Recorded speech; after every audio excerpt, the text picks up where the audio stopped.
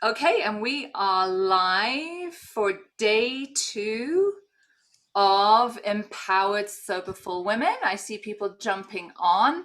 It does when you join now. It's a new Zoom thing that, did you notice, started in the last week where it says, this meeting is being recorded, and it always makes me jump. Yeah, no, it just started that. I did. I didn't So, notice that. They updated it. yeah, so lots of lovely people jumping on. Oh my goodness, so many women. Please say hello in the chat. Now, just before you do, in the drop down menu, change in the little blue drop down menu where you type, put panelists and attendees, so everybody can see what you're, what you're saying. Otherwise, only me and Tamara can see it. So let us know where you're from. Let us know who showed up yesterday and how was it? What was your experience? Because we have today's content. Let me just tell you, it's the bomb. It is. It is the bomb. It is.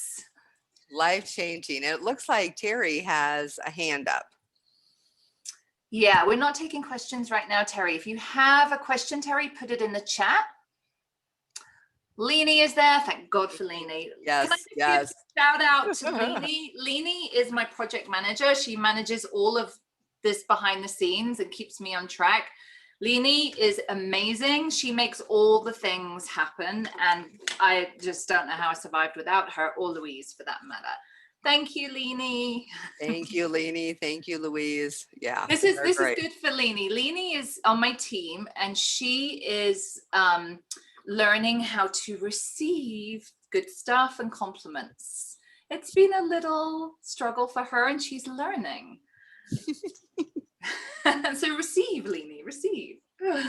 Even if you're on my team, you have to do the work. Wow, Alaska. Someone's here from Alaska. Oh my gosh. Joe's in Alaska. Tamara used to live in Alaska. I did. I lived in Fairbanks and in Anchorage and in Barrow. So who's our Alaska person? I think it was Joe. Now, what is it you always say about Alaska? That like if you drink there, like it can either like all the things that can kill you. The weather can kill you. Oh, the animals can kill you. Yeah, the weather, the animals. I thought there was another one.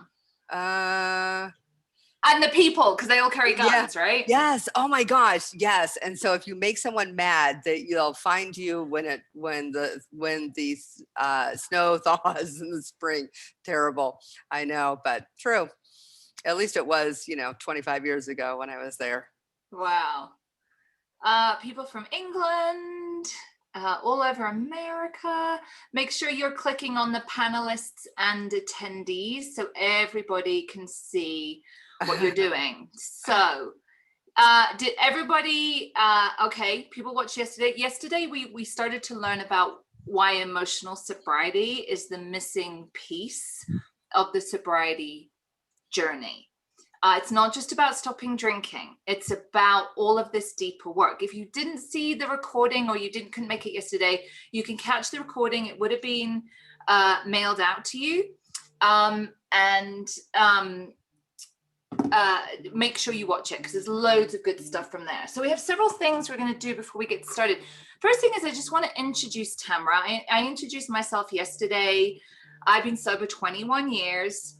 I formerly worked as a clinical psychotherapist in the UK. I have worked in rehabs and I have started a rehab. I was one of the few women in the UK to do that. I had a private practice in Harley Street.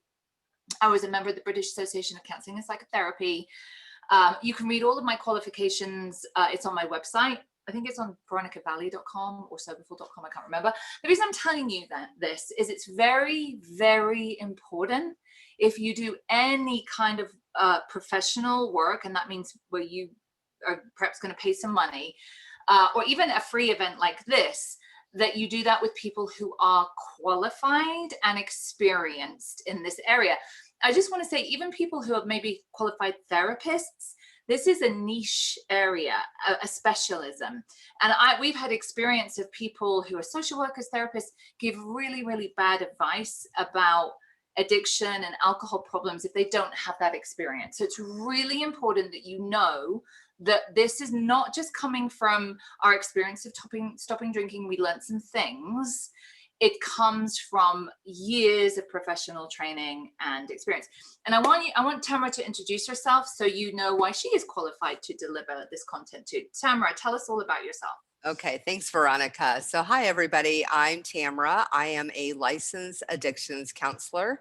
I've actually been sober for 12 years now, which is exciting for me. My life has been a really amazing journey because of recovery. I am also a certified international drug and alcohol counselor, and I have been working in the field for over a decade now. I too have opened up actually a couple of treatment centers. So I moved states and opened up a center, and then I worked for a long-term mental health company that wanted to start addiction services, and I opened up services for them too. So I am one of the coaches on Soberful Life, and you will be seeing me frequently if you join the program. So really excited to be here and glad to see 104 people here. Amazing, amazing. Yes. So if you show up live and watch the training until the end, you can win a prize. And yesterday we had a prize. Oh God, where did I just put my phone? We had a prize winner who wins a $50 Amazon gift card to spend on whatever you want. And that winner was, drum roll. Okay, drum roll, who is it? It's Barbara Dean.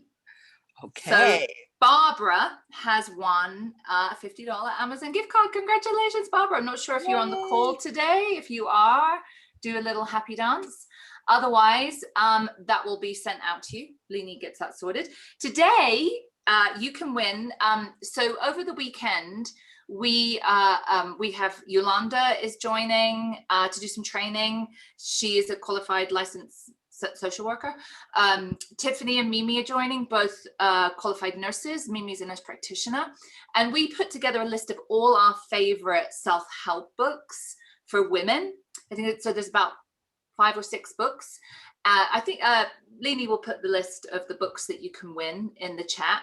So that's what's on offer today. So you can win all our favorite self-help books. Mine was A Return to Love by Marianne Williamson. What was your one? Can you remember? I put Wired for Dating by Stan Tatkin.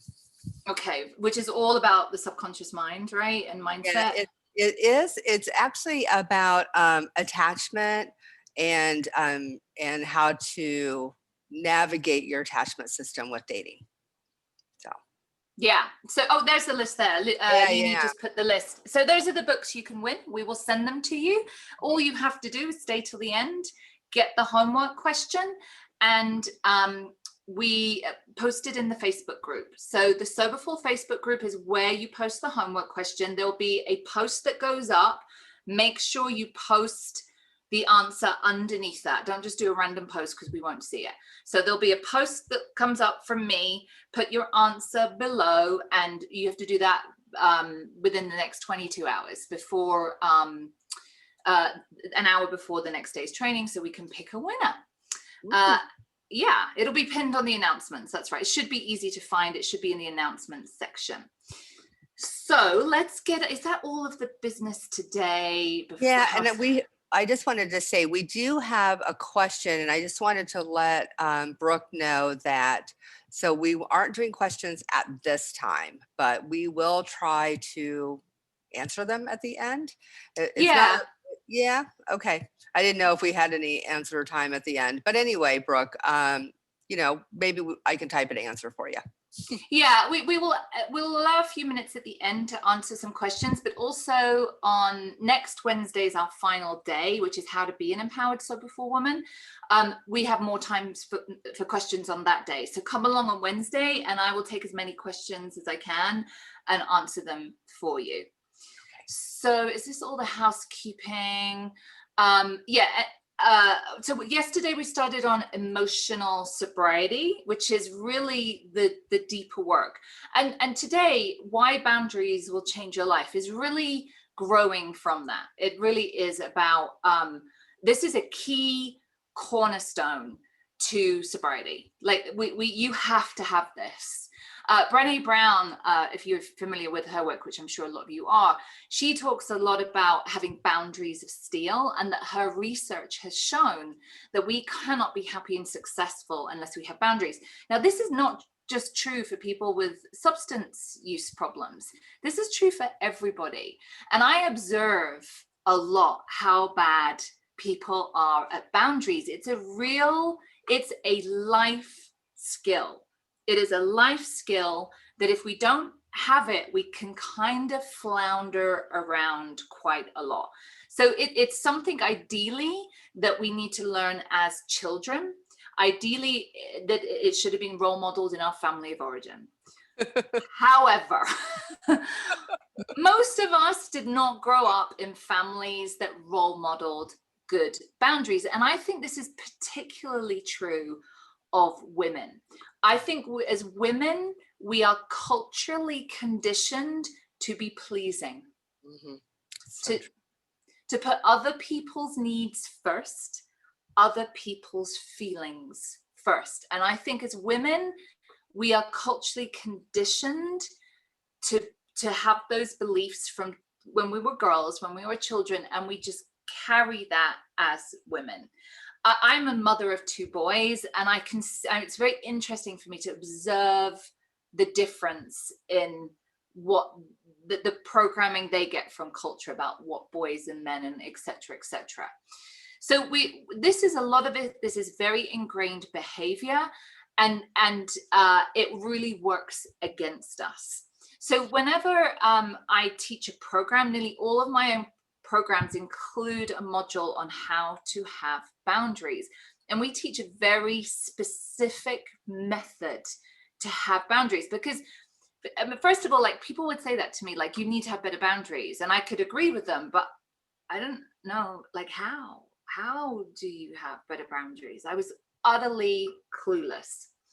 So the thing is, if we don't have good boundaries, we become people pleasers.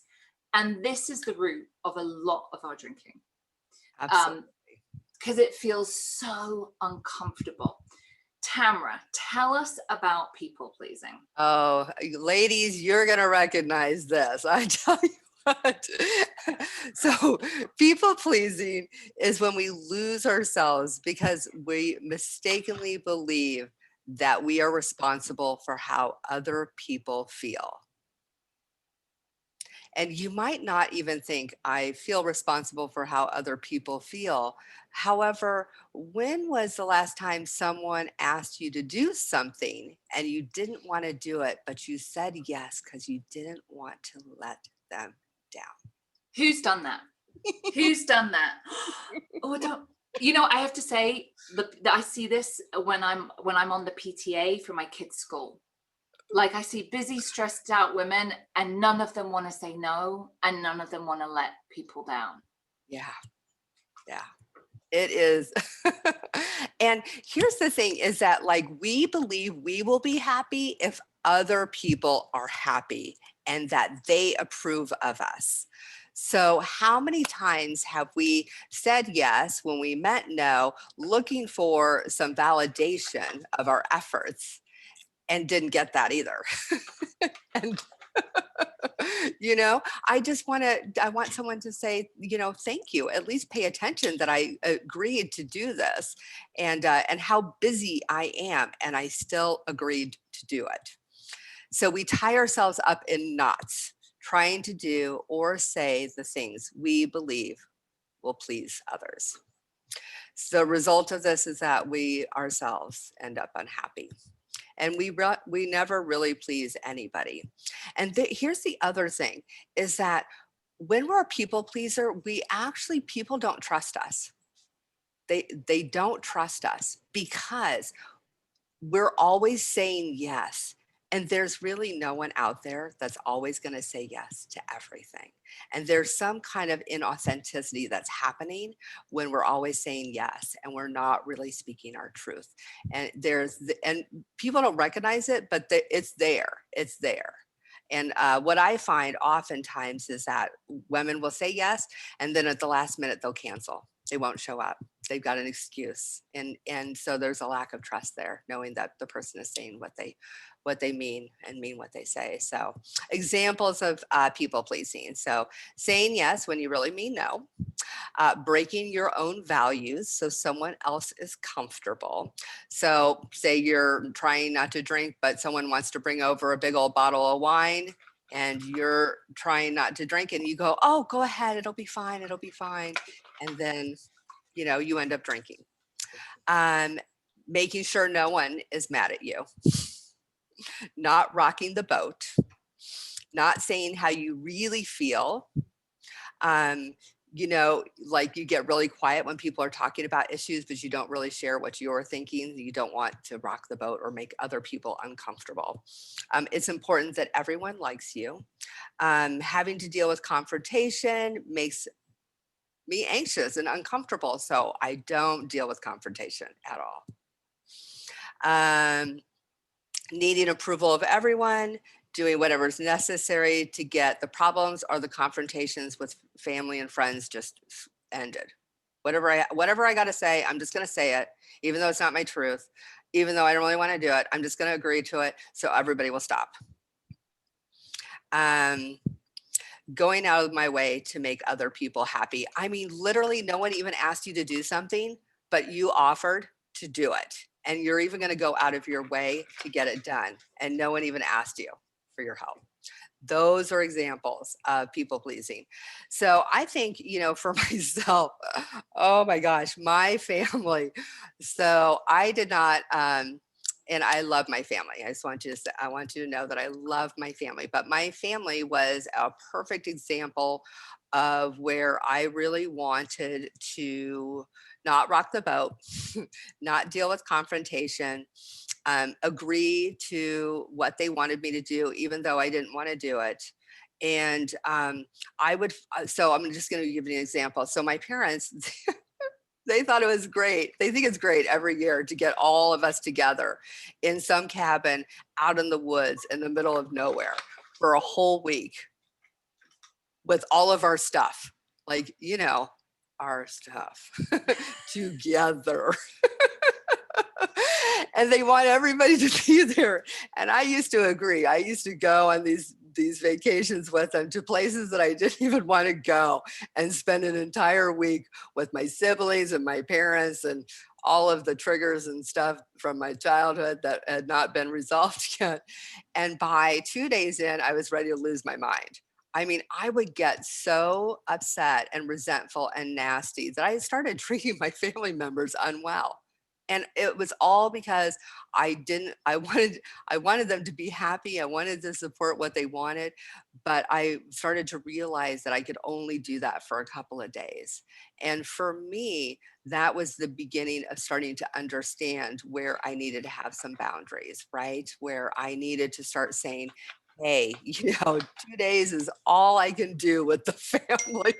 I just can't do a whole week. And so that's one of mine. And the other one has been, it's always been my life's work is my personal relationships with men. And even though I started recognizing the people pleasing with other people, it took me a while to get through the issues with men and being agreeable to what they wanted to do, even at times when I wasn't agreeable, and it might have been against my value system. They wanted to go to some, football game and sit out in the cold and watch football. And I didn't want to do that. I remember I dated this farmer one time. He loved tractor pulls, and like we would go out to, and oh my gosh, they were so boring, but I would go. And I wouldn't say anything about it. Oh, it makes me laugh because I would never do that stuff now. I mean, of course, I would be agreeable to some of the interests of my partner, but really, if I didn't want to do it, I would just be like, I'm not doing that. And so, yeah. So when we have boundaries, so that's people pleasing. And it looks like there's a lot of people that are agreeing with some of these examples and even can relate to some of the things that I'm saying. And yeah. Oh, let's see. What was the other thing? Sorry, I lost my track of mind there. Okay. But people pleasing, we kind of default to that because we just don't know there is another way. And again, it comes back to, I think, this conditioning that women have, that to be obliging, to be pleasing, whether it goes against our values, whether we want to, whether it's good for us, whether we're just stretched at the moment and can't take on another thing, we do it anyway. And I want you guys to see, this is why you drink. Yeah. There is a direct link to this. This is why you drink. Now, yesterday we talked about emotional sobriety, and we talked about feeling comfortable in our own skin. That the destination is to feel comfortable in our own skin and have appropriate responses to events. That's where Tamara and I live now. You know what's great about Tamara? I've known her from pretty much the start, and I could see her anxiety about wanting to say yes to something I asked because she wanted to please me. You know what's great about Tamara now? If I say, can you do this or whatever, when we schedule stuff, she'll say, no, I can't do that. I love a no. Love a no, because I know where I stand. Like, I don't want her to make me happy. I want to know what's what so I can plan my life and plan my schedule. It makes things so much easier when she just tells me what's what. It's great. It doesn't, here's the thing. It doesn't please me when you say yes and you really mean no, and I kind of have the suspicion that you might not follow through, you know, you're a bit wishy-washy, can I rely on you? That gives me anxiety. It does. And then when you cancel on last minute, then I'm like, fuck. Right. So you're not pleasing me. I know. Oh my gosh. And I have done that so many times, especially in early sobriety. I noticed that I would agree to everything. And I just wanted to be a part of, right? And I just thought that that was part of it too, was just saying yes to everything.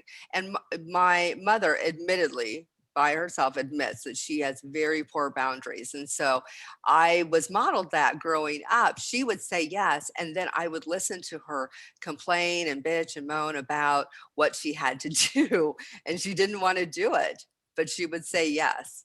And yeah,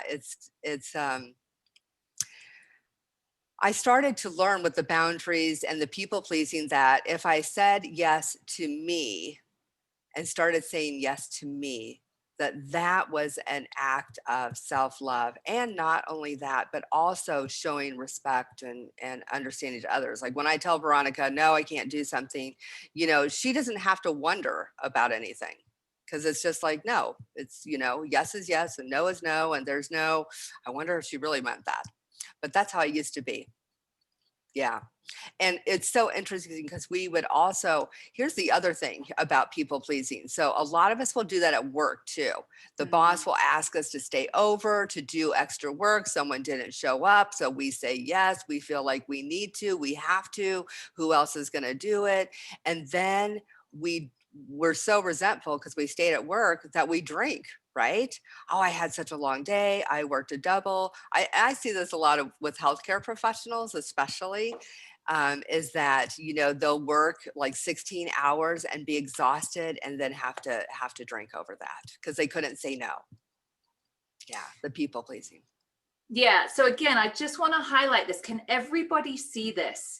When we say no, yes, and we mean no, and then that gives us anxiety because then we're like, I don't want to, and then we do what Tamara says. We bitch about it. We're like, oh God, I'm so I've got to do this, and then we're just complaining. Can you see how that makes us feel uncomfortable in our own skin? Right? Can everyone see the direct link? And it absolutely leads to a resentment, which we are going to be talking about next week. Do not miss that one. Mm-hmm. So on Monday, I say yes to something Tamara's asked me, but I don't want to do it. I can't do it for whatever reason. And then every time I think of Tamara, I'm like, oh God. And then by Friday, I'm like, that's when someone says like, do you go for a drink after work? And I go, yeah, I do. Like, I deserve a drink. I need or deserve a drink. Can everybody see the link? This is why you have to solve this. You have to have a specific method to have boundaries. This is the prevention bit. Because when I'm like Tamara, I'm sorry, I can't do the thing at the weekend. And Tamara's like, oh man. I'm like, yeah. And then we go about our day. I go about my day. Like, imagine what you could do with your time and energy if you weren't worrying about the thing you said yes to that you want to say no to, blah, blah, blah. We just go about our lives feeling comfortable in our own skin. This is why boundaries will change your life.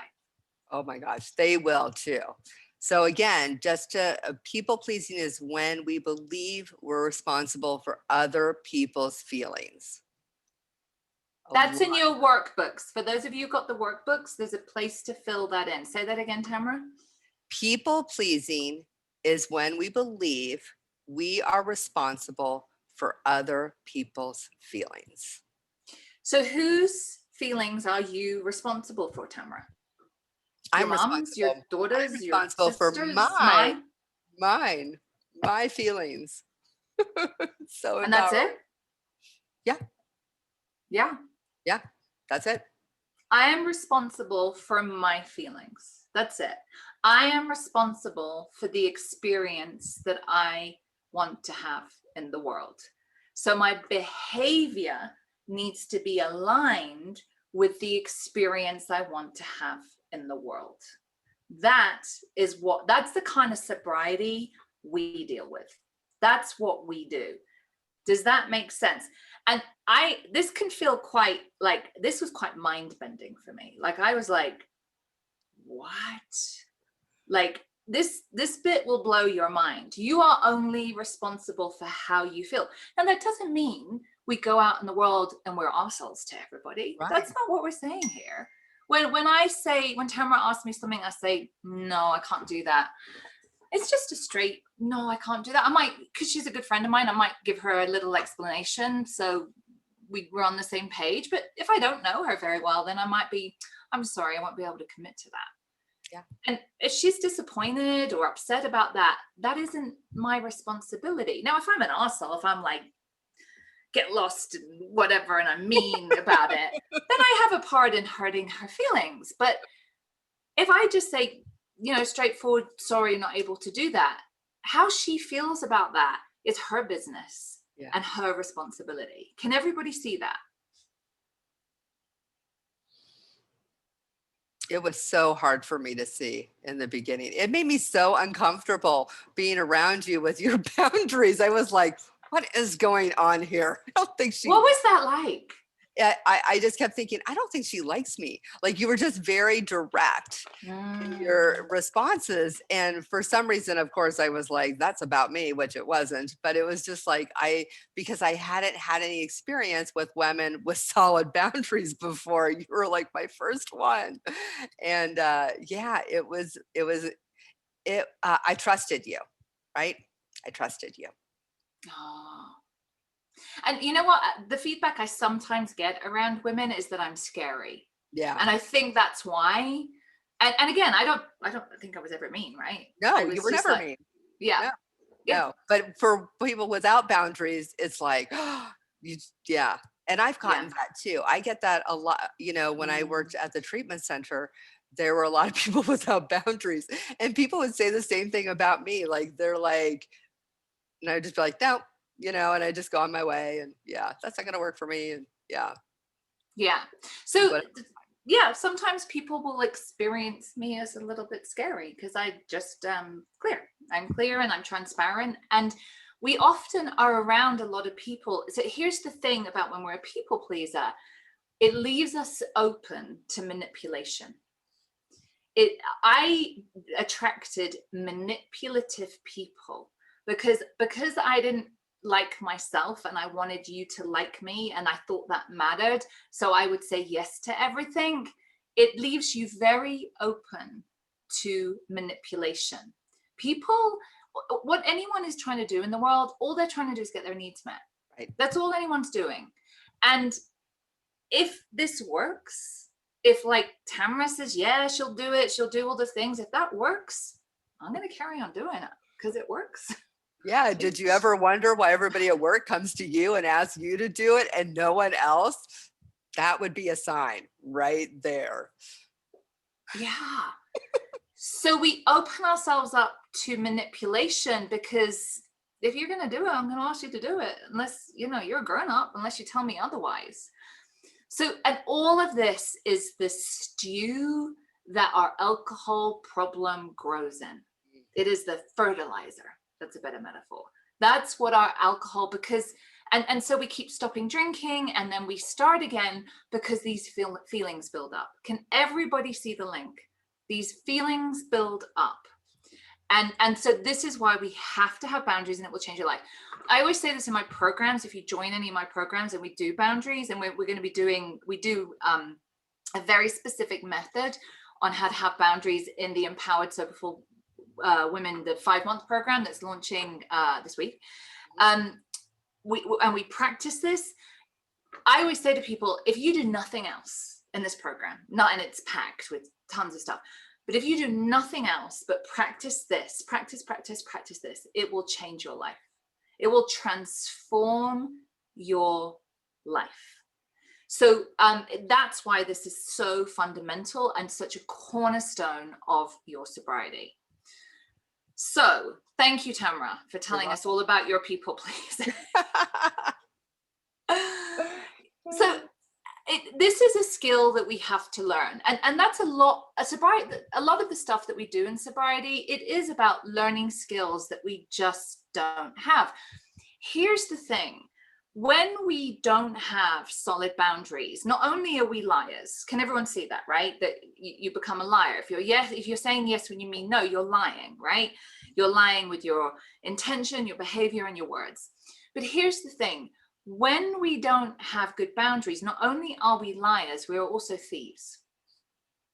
And I want to explain how this works. You know, if Tamara's just that kind of person who's always getting me to do things, like, ask Veronica, she'll do it, you know, and I'm like, yeah, because like I want her to like me and approve of me, then what happens is just say one day I'm doing this work, I'm practicing it, and Tamara comes and asks me to do something this weekend, and I say, I'm sorry, I can't do it, I'm not able to. And she's kind of like, bloody hell, what's happening there? And she walks away and she's like, man, I could have, like, she always does it, like she always says yes. What the hell am I going to do now? Like, what the hell am I going to do? Because I got to do this thing on Saturday and it's really important. And I thought, Veronica, she always like says yes. And now I'm really stuck. And crap, how do I always end up in these pickles where it's like last minute and I'm trying to kind of cajole people to kind of help me, even though I don't know they don't want to, I'm kind of twisting their arm. Like, I'm really screwed. There we go. What she's having at that moment is a growth opportunity that I would have stolen from her if I'd have said yes when I meant no. So she's having an uncomfortable moment. She's like, I'm in a pickle. Like, I'm really screwed. Why do I keep getting myself in these situations? This happens over and over. Growth opportunity right there. Does everyone see how we are not only being liars, we are thieves. We are stealing growth opportunities from other people. Because if they can just manipulate you into doing something, they're just going to keep doing what works. However, if you have some good boundaries, then maybe they'll have an opportunity to grow and find a better solution. Those of you who are parents, right, you can see how this works with kids. Like, as kids develop and grow, I can't keep solving things for them, right? I have to, I'll give you a really good example of this. So 3 or 4 weeks ago, my son said to me, Mom, I can't find my library book and I've got to return it. And I haven't seen it. And he swears he left it somewhere. Anyway, yesterday he said, Mom, I have to return the library book by Friday. And when he first told me this, you know what was in my head? I wanted to say, well, we'll have a look for it. Don't worry. If we can't find it, Mummy will just pay for it. That was what it was in my head. And I caught myself and was like, no, this is a teachable moment. So yesterday together, we searched everywhere. We can't find the library book. He still thinks he's going to find it. And my son's very sensitive. And he's worried that the librarian is going to be upset with him and be angry with him. So this is what I'm going to talk to him about tonight. I'm going to say, we can't find it. So this is what I'm going to suggest you do. Go see the librarian, apologize, say, I'm sorry, can't find the library book. My mum and I searched everywhere. what do I need to do to make this right? That's what I'm going to coach him to do, so he can have the consequences and the growth opportunity that I would have stolen from him if I hadn't had a good boundary there. Like, I'll help you look for it, but I'm not going to fix it. That was my boundary. I'm not going to fix it. He's 9, almost 10. This is a good life lesson for him. If it had been my kindergartner, maybe I'd have done something different, because he maybe wasn't at that developmental stage, but my eldest son is. I needed to have a boundary there. Otherwise I would have stolen, otherwise by just fixing it. So he's like, oh, we lost it, but my mom's going to just pay for it, so it's not a problem. He would not have had any discomfort. I would have stolen that opportunity for him.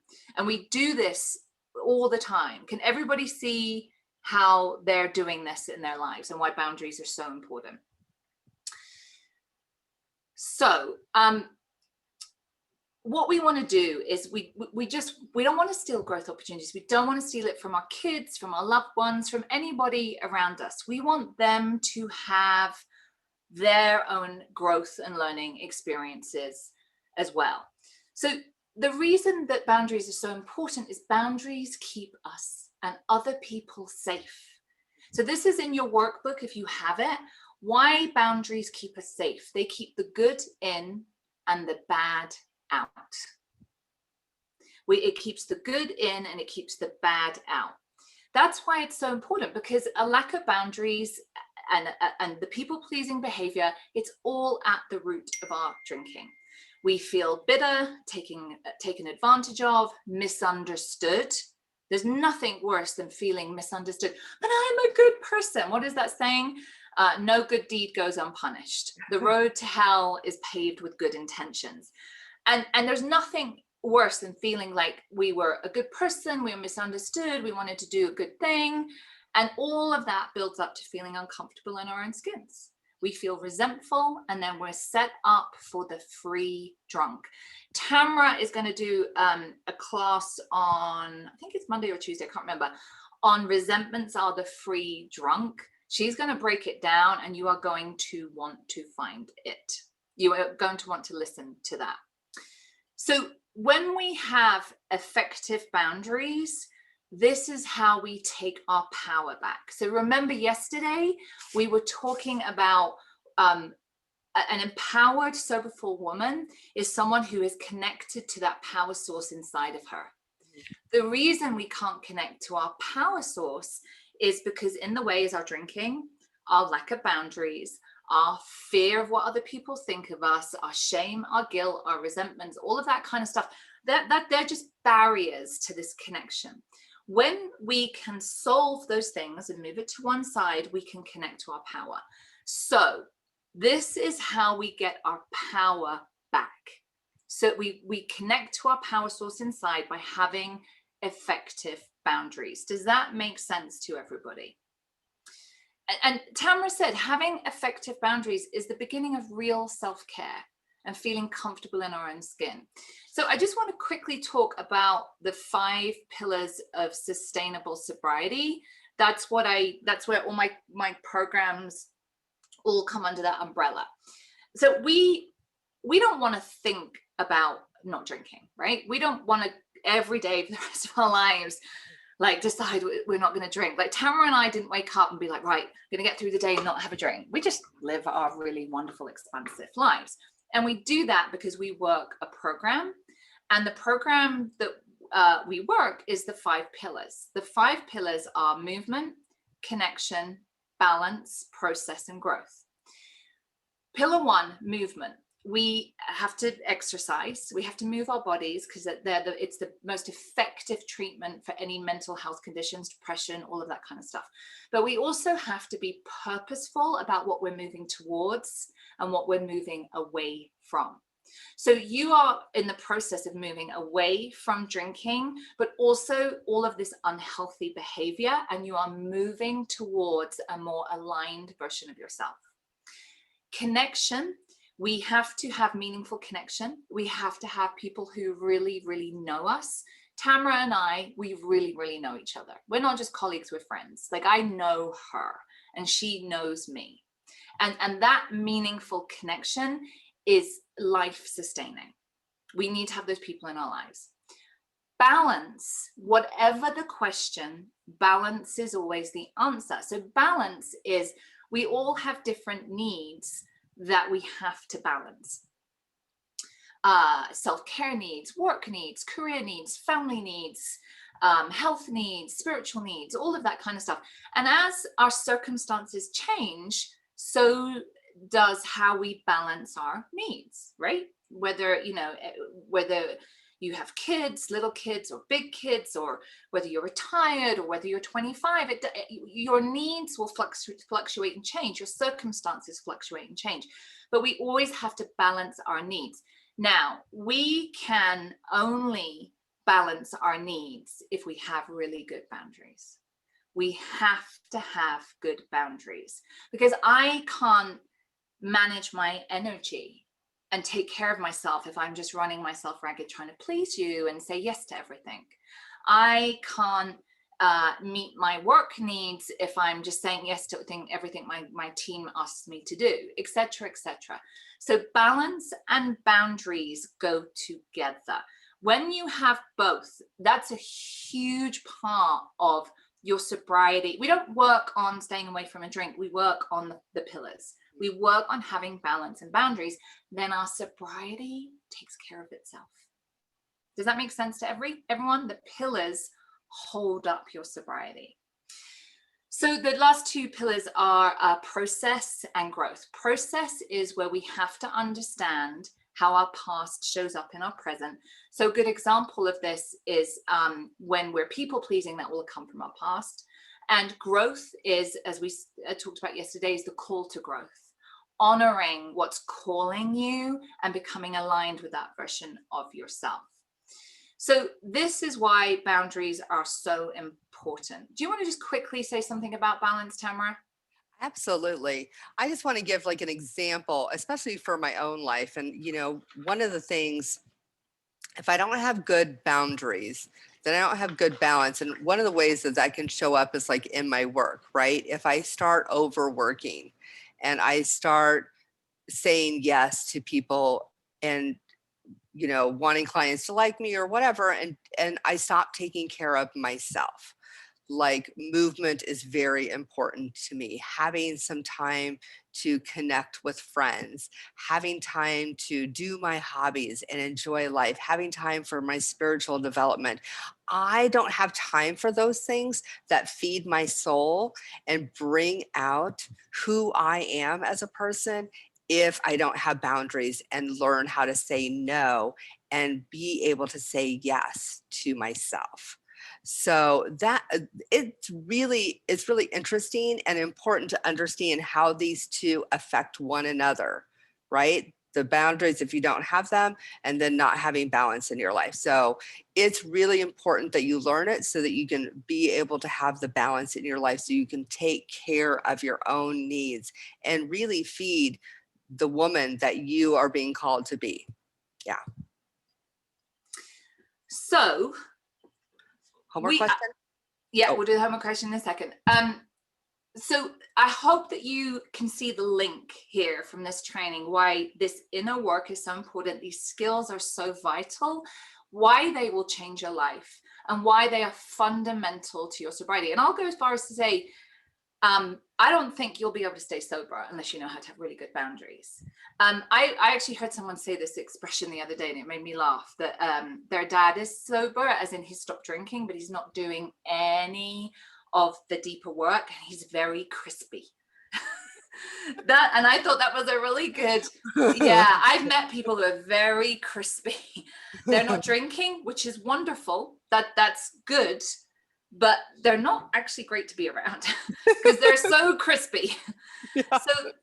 So this is why we have to do this work. This work is calling you. It's completely up to you when you do it. You can take as long as you want, but why would you do that? This work is calling you. So this is the work that you have to start to really maintain your sobriety. And again, it's not just people like us, everyone has to do this, but let's start here. I want to say quickly, my mom, God love her, has not done any of this work, but when I changed and I have boundaries was a key part of our relationship improving. Our relationship 20 years ago was like broken. And now we have a really functioning mother-daughter relationship. She has a lot of issues. It's never going to be this like ideal, but I can enjoy her company. I look forward to seeing her. That is a long way from where we were 20 years ago. And it's because I did the work and it had a ripple effect. And she now is very clear on my boundaries. So join us tomorrow where we will be talking about shame and guilt, something that women, I haven't met a woman who doesn't carry this. Tamara and I will both be here. You do not want to miss this. And I'm going to give you the homework question. It will be posted in the Facebook group. Please just post your answer underneath the official post. The homework question is, who do you need to have boundaries with and why? Who do you need to have boundaries with and why? Post your answer in the Facebook group. We will pick out a winner. You can win the 5 books that the team has recommended. We will announce the winner at tomorrow's training. Please come and join us. You do not want to miss it. If you can't make it live, make sure you catch up in the recording. Thank you so much, Tamara. This was just went by really, really fast. Thank you for all. Yeah. I know it hit home. There was so much engagement with people, just really, really resonating. We really want to give you this information so you know what the problem actually is and what you need to work on. So thank you so much, everybody. We will see you tomorrow. Bye-bye. Bye.